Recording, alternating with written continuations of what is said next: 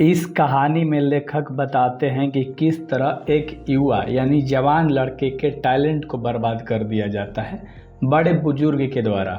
इस कहानी में 12 साल का लड़का हार्बर टाउन में रहता है जिसका नाम है सिब्बी। उसके पिता कारपेंटर थे यानी कि बढ़ई का काम करते थे और सिब्बी प्राथमिक विद्यालय का छात्र था। सिब्बी लौकी को पसंद करता था। उसके पापा मम्मी जानते हैं कि जब भी बाजार जाता लौकी खरीद कर लाता। तो लौकी खरीदने वाला जो लड़का था वो सिब्बी था। वो जब भी बाजार जाया करता था तो लौकी खरीद कर लाता था, उसे इतना पसंद था। जो लौकी खरीद कर लाता था उसमें छेद करके बीज निकाल देता था और उसमें चाय की पत्तियां डाल देता था ताकि और वो ख़राब ना हो और उसमें से गंध ना निकले। सूखने को डाल देता था और पॉलिश करके टांग देता था, यानी कि बीज निकाल के और उसको पॉलिश करके टांग देता था। वह बाजार जाता तो भले बाजार में नहीं रुकता था लेकिन लौकी के दुकान पर ज़रूर रुकता था और उसे बहुत प्यार से देखता था। वह लौकी को तौलियों में लपेटकर और टीन के डब्बे में रख देता था। फिर अगले दिन सुबह वह जांच करता था कि कहीं सड़ तो नहीं गया है।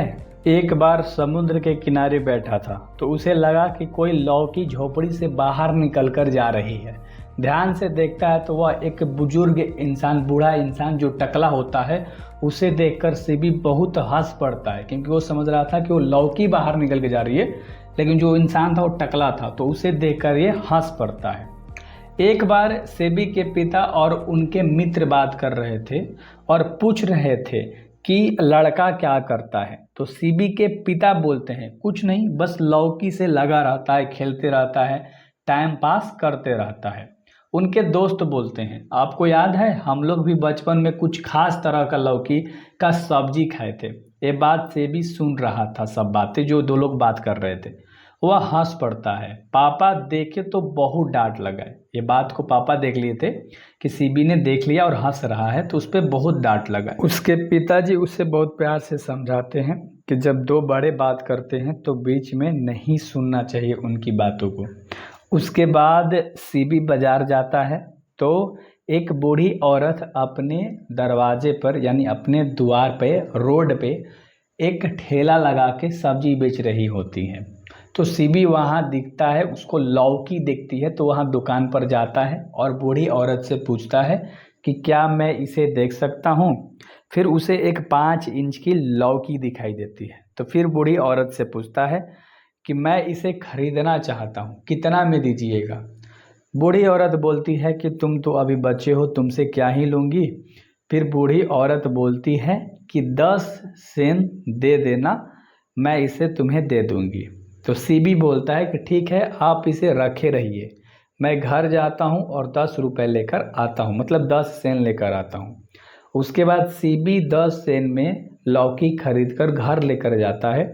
फिर उसमें से बीज को निकाल के उसको पॉलिश करके फिर से सेम उसी तरह से टांग देता है। एक दिन सिब्बी स्कूल जाता है तो अपने बैग में लौकी लेकर चला जाता है।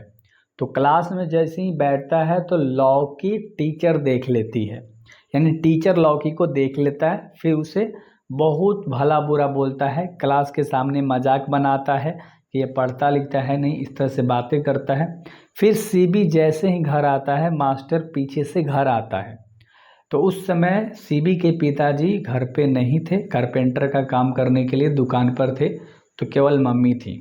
तो टीचर मम्मी से बहुत शिकायत करता है कि ये पढ़ता नहीं है, नालायक हो गया है, बिगड़ रहा है, आप लोग इसे बिगाड़ रही हैं, देखभाल नहीं कर रही हैं। और ये सारी बातें सिब्बी लुका कर देख रहा होता है। माँ के आंसू में ये सारे मतलब बातें सुनकर माँ की आंखों में आंसू आ जाती हैं और माँ टीचर से सॉरी बोलती हैं। फिर टीचर चला जाता है।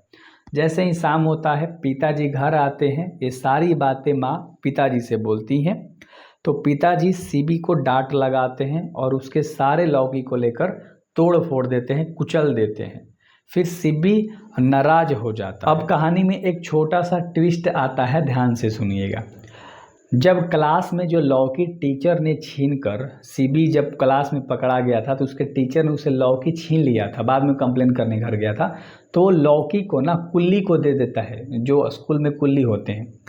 तो एक समय की बात है कि वो लौकी कुल्ली तो रखा रहता है, लेकिन उसे पैसे की ज़रूरत पड़ जाती है, तो वो लौकी लेकर बाज़ार में जाता है बेचने के लिए।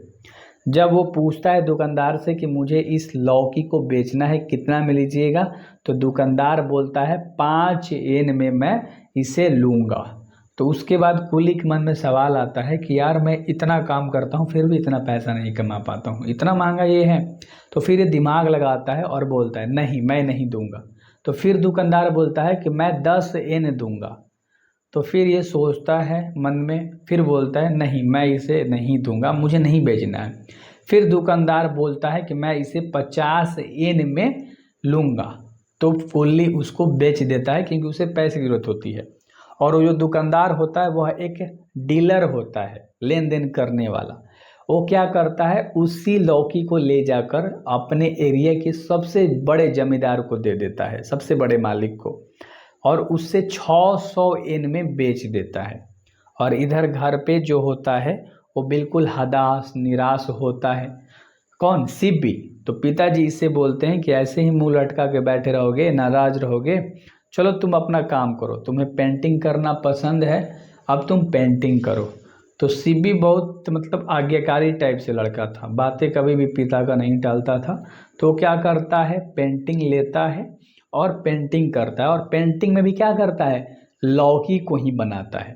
और यही पूरी कहानी थी। सो इस कहानी से ये शिक्षा मिलती है कि भाई जो भी इंटरेस्ट है, जो भी लाइफ में करना है, जो भी पसंद है वही करना चाहिए, इधर उधर किसी को नहीं भटकाना चाहिए।